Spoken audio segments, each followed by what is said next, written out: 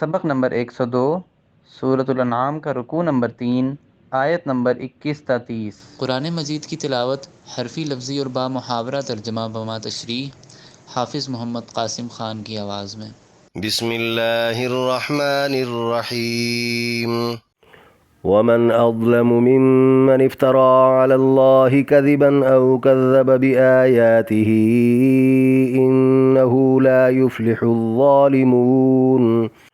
ومن اور کون ہے اظلم بڑا ظالم ممن اس سے جس نے افترا بہتان باندھا علی اللہ اللہ پر کذباً جھوٹا او یا کذب جھٹلایا اس نے بآیاتہ اس کی آیتوں کو انہو بے شک وہ لا یفلح نہیں کامیاب ہوں گے الظالمون ظلم کرنے والے۔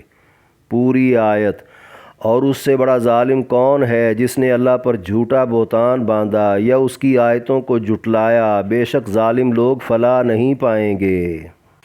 وَيَوْمَ نَحْشُرُهُمْ جَمِيعًا ثُمَّ نَقُولُ لِلَّذِينَ أَشْرَكُوا أَيْنَ شُرَكَاؤُكُمُ الَّذِينَ كُنتُمْ تَزْعُمُونَ۔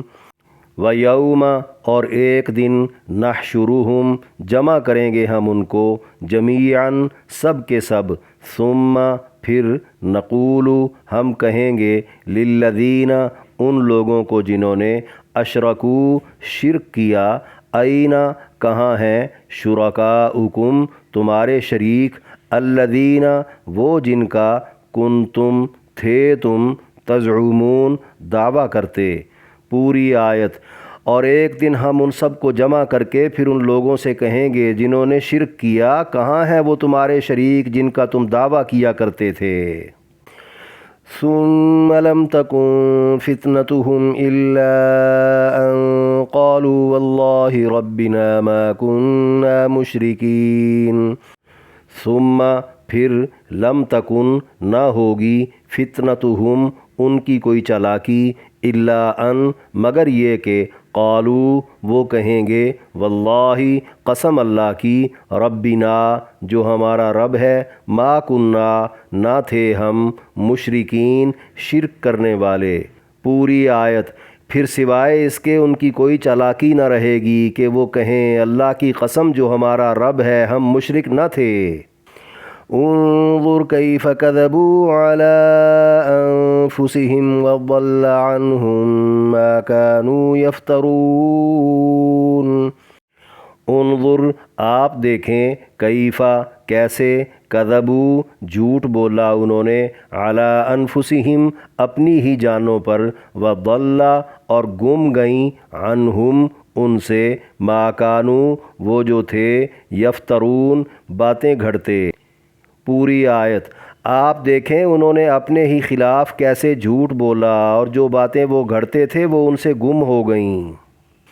وَمِنْهُمْ مَنْ يَسْتَمِعُ إِلَيْكَ وَجَعَلْنَا عَلَى قُلُوبِهِمْ أَكِنَّةً أَنْ يَفْقَهُوهُ وَفِي آذَانِهِمْ وَقْرًا وَإِنْ يَرَوْا كُلَّ آيَةٍ لَا يُؤْمِنُوا بِهَا حَتَّى إِذَا جَاءُوكَ يُجَادِلُونَكَ يَقُولُ الَّذِينَ كَفَرُوا إِنْ هَذَا إِلَّا أَسَاطِيرُ الْأَوَّلِينَ۔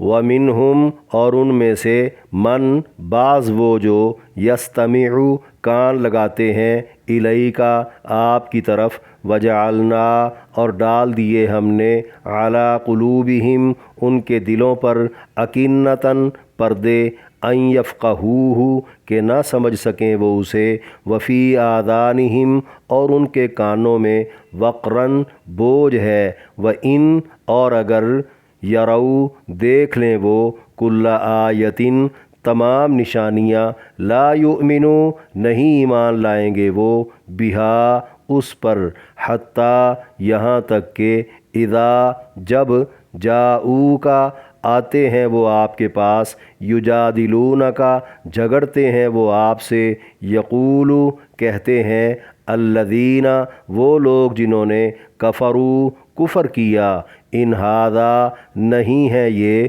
الا مگر اساطیر کہانیاں الاولین پہلے لوگوں کی۔ پوری آیت۔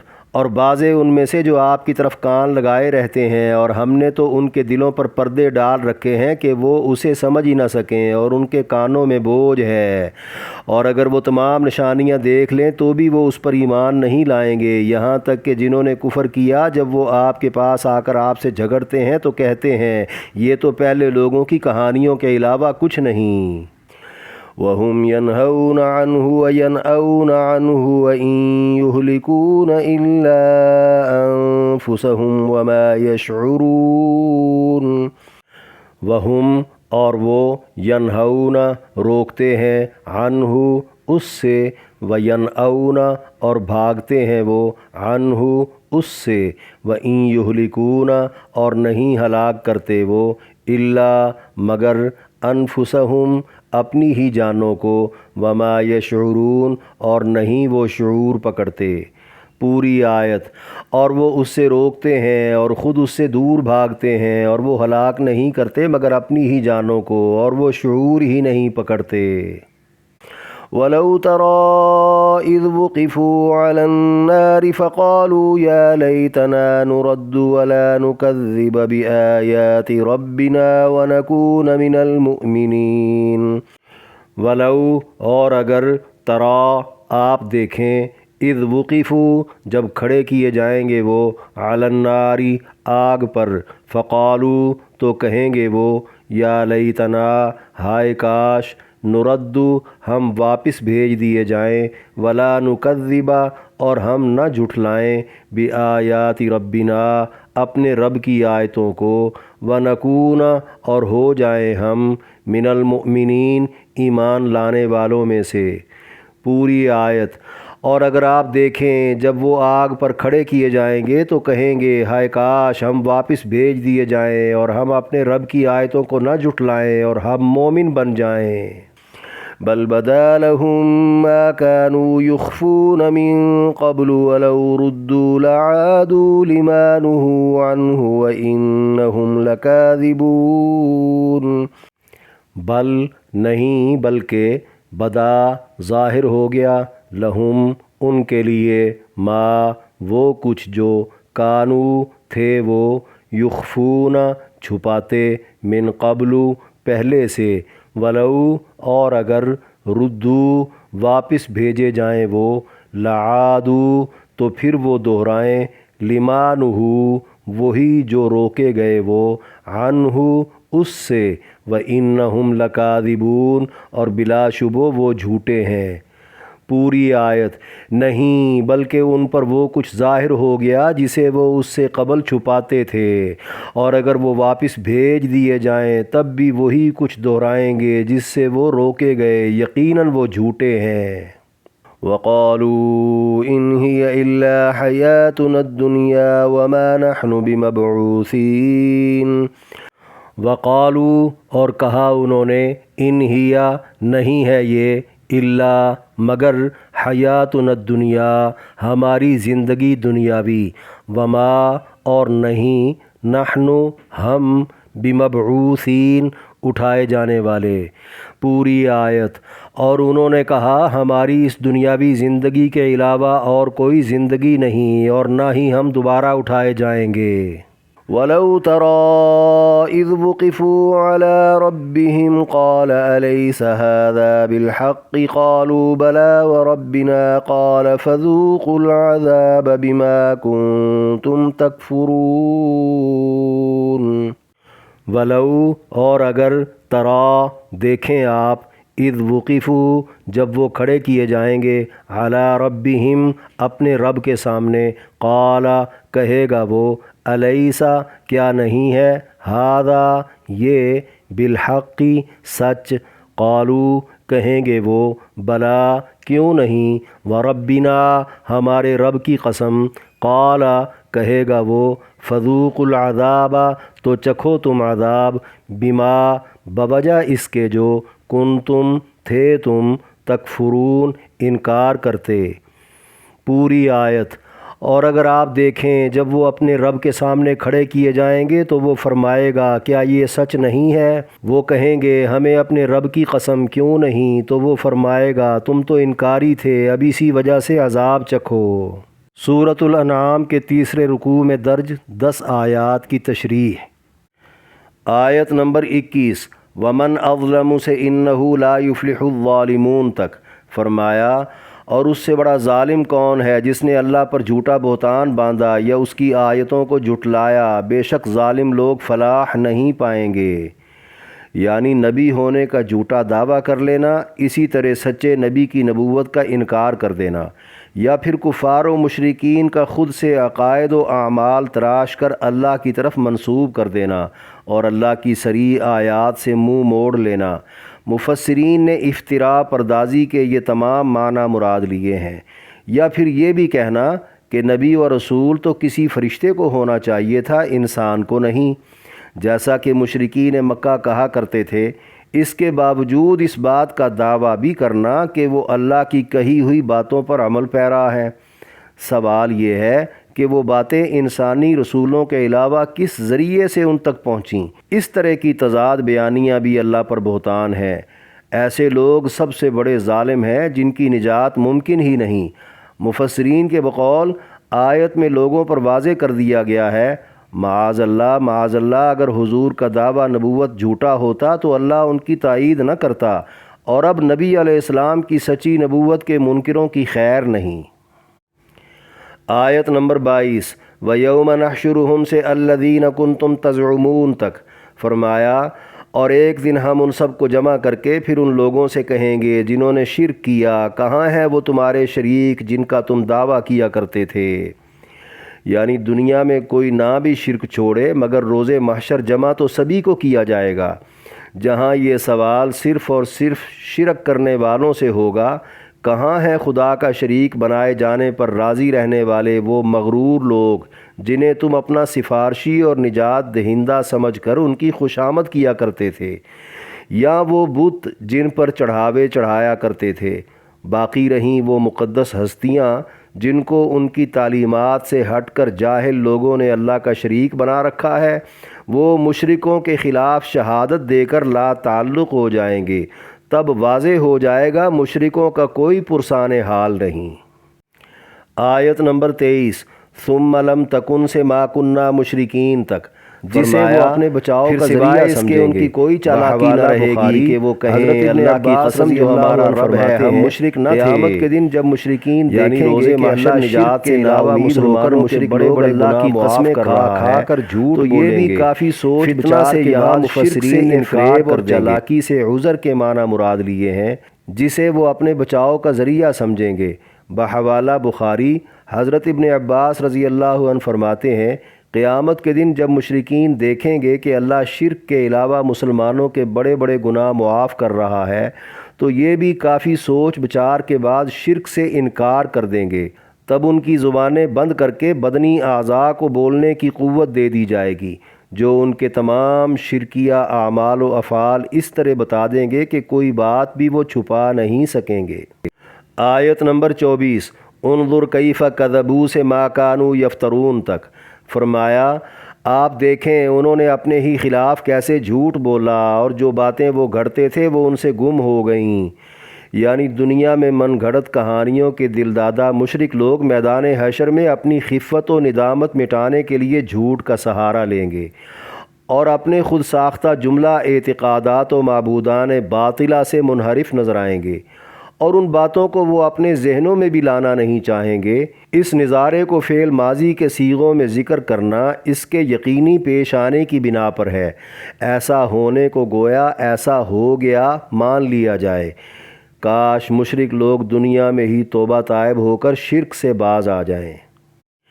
آیت نمبر 25 وَمِنْهُمْ مَنْ يَسْتَمِعُ إِلَيْكَ سے إِنْ هَذَا إِلَّا أَسَاطِيرُ الْأَوَّلِينَ تک فرمایا اور بعضے ان میں سے جو آپ کی طرف کان لگائے رہتے ہیں اور ہم نے تو ان کے دلوں پر پردے ڈال رکھے ہیں کہ وہ اسے سمجھ ہی نہ سکیں اور ان کے کانوں میں بوجھ ہے۔ یعنی جو زبان نبوت سے قرآن کو صرف عیب لگانے، اعتراض اٹھانے اور تمسخر اڑانے کی نیت سے کان لگا کر سنتے تھے، خدائی قانون فطرت کے مطابق ضد و اناد کے سبب قبولیت حق کی استعداد سے وہ کلیتاً محروم تھے، جن کے لیے قرآن سمجھنا تو دور کی بات سننا بھی بھاری ہو چکا تھا اور منکر ہی رہنا انہیں بھلا لگ رہا تھا۔ قرآن میں کئی جگہ ان کے اپنے بارے میں قول بھی منقول ہیں کہ ان کے دل غلاف میں بند ہیں اور کان انکاری ہیں۔ چونکہ اللہ کی قدرت سے وہ باہر نہیں، اس لیے ان کا ابدی محروم رہنا اللہ نے اپنی طرف منسوب کیا۔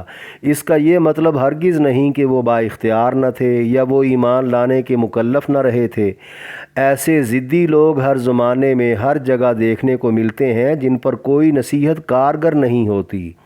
آخر میں فرمایا، اور اگر وہ تمام نشانیاں دیکھ لیں تو بھی وہ اس پر ایمان نہیں لائیں گے، یہاں تک کہ جنہوں نے کفر کیا جب وہ آپ کے پاس آ کر آپ سے جھگڑتے ہیں تو کہتے ہیں یہ تو پہلے لوگوں کی کہانیوں کے علاوہ کچھ نہیں۔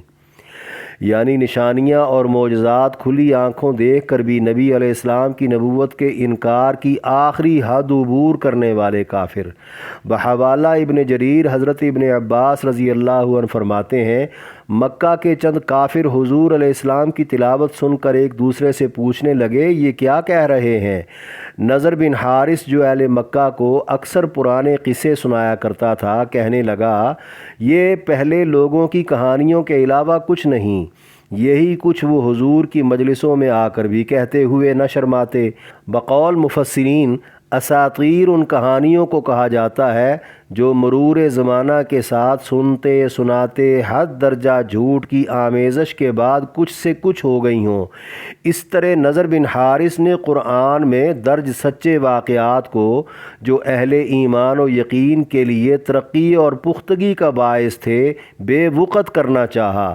سچ ہے اس قماش کے لوگوں کے نصیب میں ہدایت نہیں ہو سکتی۔ آیت نمبر 26 وَهُمْ يَنْهَوْنَ سے وَمَا يَشْعُرُونَ تک فرمایا، اور وہ اس سے روکتے ہیں اور خود اس سے دور بھاگتے ہیں، اور وہ ہلاک نہیں کرتے مگر اپنی ہی جانوں کو، اور وہ شعور ہی نہیں پکڑتے۔ یعنی مکہ کے نامور اور با اثر چند سرداروں کی یہ بدسلوکی نبی علیہ السلام کے ساتھ قرآن کی بابت تھی، تاکہ ان کی دیکھا دیکھی ان کے زیر اثر تمام لوگ نبی پاک اور قرآن سے دور ہی رہیں۔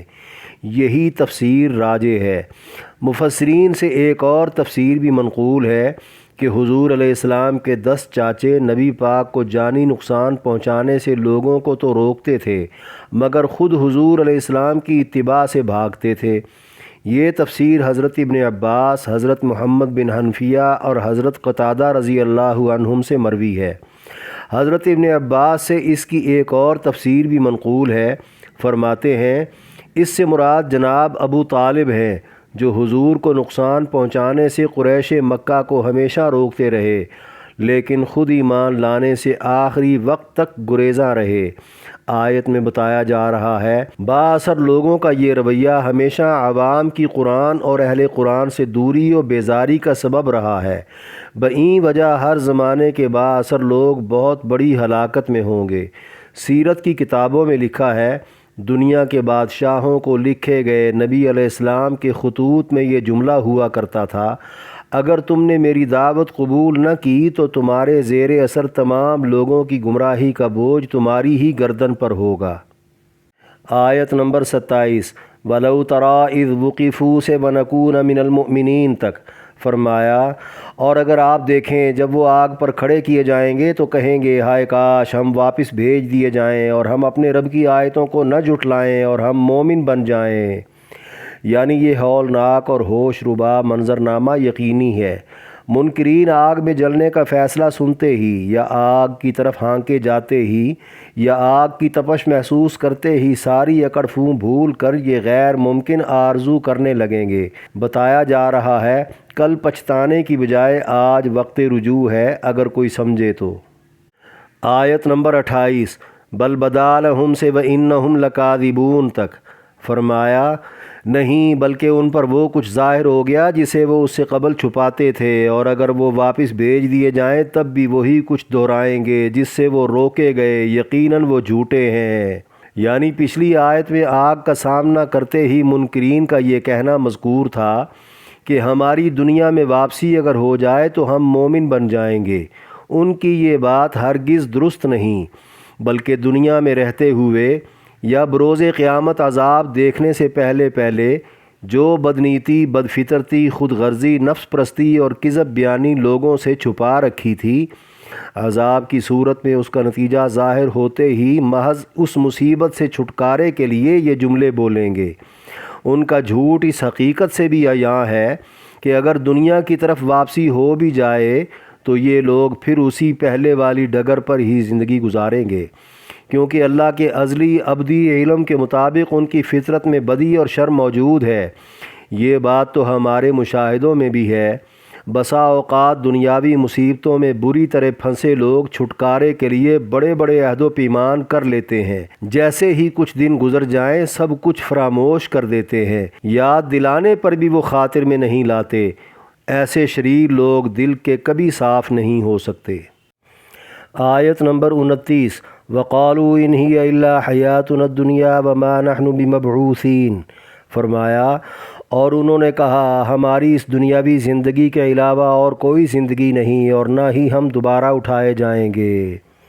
یعنی عذاب آخرت کو دیکھ کر اپنے چھٹکارے کی سبیلیں سوچنے والے یہ وہی منکرین ہیں جو دنیا میں پیغمبروں کی باتیں جھٹلاتے ہوئے بڑی ڈھٹائی سے کہا کرتے تھے بس یہی زندگی ہے، مرنے کے بعد دوبارہ کوئی زندگی نہیں، یہیں پر خوب مزے اڑا لیے جائیں۔ انہیں کہا جاتا رہا آخرت میں پہلے اچھے برے اعمال کا حساب ہوگا، پھر ثواب و عذاب ہوگا۔ مقصد تھا ہر کوئی دنیاوی زندگی کو رب کے طے کردہ ضابطوں کے مطابق عمدہ طریقے پر گزارے، مگر منکرین و ملحدین پیغمبروں کا مذاق اڑاتے رہے۔ آیت نمبر 30 وَلَوْ تَرَىٰ إِذْ وُقِفُوا سے فَذُوقُوا الْعَذَابَ بِمَا كُنْتُمْ تَكْفُرُونَ تک فرمایا اور اگر آپ دیکھیں جب وہ اپنے رب کے سامنے کھڑے کیے جائیں گے تو وہ فرمائے گا کیا یہ سچ نہیں ہے؟ وہ کہیں گے ہمیں اپنے رب کی قسم کیوں نہیں؟ تو وہ فرمائے گا تم تو انکاری تھے، اب اسی وجہ سے عذاب چکھو۔ یعنی منکرین کو حشر کے روز ایک مقام پر کھڑا کر کے بطور سرزنش و تذلیل کے سب کے سامنے اللہ تعالیٰ خود یا اللہ کے فرشتے غضبناک ہو کر پوچھیں گے مرنے کے بعد قبروں سے دوبارہ زندہ ہو کر نکلنا، جمع ہونا، حساب دینا اور اچھے برے کاموں کا بدلہ پانا، کیا یہ سب کچھ سچ نہیں؟ اب چونکہ وہ دیکھ چکے ہوں گے انکار تو کر نہیں سکیں گے، اس لیے وہ قسمیں اٹھا کر ہاں میں جواب دیں گے۔ بقول مفسرین قسموں سے اقرار کے وزن میں اضافے سے چاہیں گے کہ یہاں کا اقرار شاید قبول ہو جائے، مگر دنیا میں رہتے ہوئے انکار پر عذاب چکھنے کا فیصلہ صادر ہو چکا ہوگا۔ بحوالہ تفسیر مظہری حضرت ابن عباس رضی اللہ عنہ فرماتے ہیں میدان محشر میں مجرموں سے گفتگو کے لیے بہت سارے مقامات متعین ہوں گے، کہیں وہ انکار کریں گے اور کہیں اقرار کریں گے۔ اللہ ہمیں دنیا ہی میں ہدایت عطا فرما دے۔